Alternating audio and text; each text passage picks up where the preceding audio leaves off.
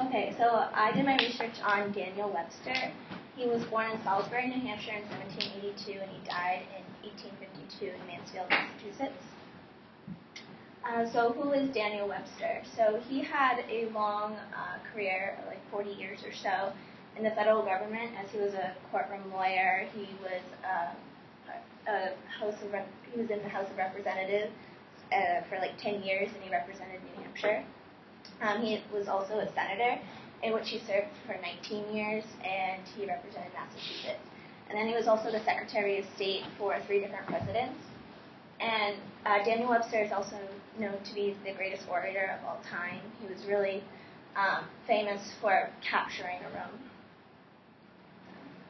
Okay, so my thesis was the greatest orator of his time, a man who believed in diplomacy over violence. Daniel Webster made a positive influence on the United States in the 19th century by paving the way to the alliance between Great Britain and the United States. And this can be seen through the Ashburton-Webster Treaty. Okay, so the Ashburton-Webster Treaty was signed in 1842 between Webster and Baron Ashburton, who was a banker in Britain, and he had many ties to America. So the two discussed foreign policies over boundaries, so like border lines between the nations, and also slave trade.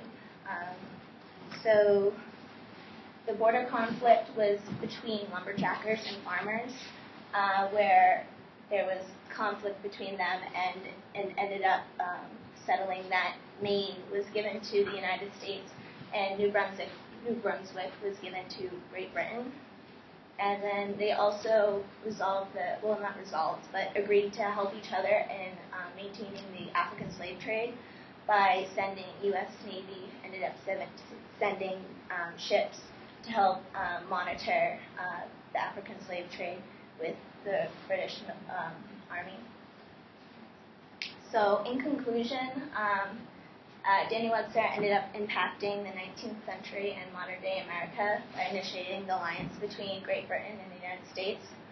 So he did this in the 19th century by starting the Ashburton-Webster Treaty. However, this treaty ended when the Civil War began, or the initiation of the Civil War. But throughout history, the alliance kind of resolved itself.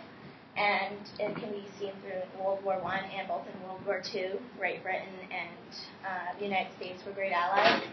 So, and the alliance still remains today.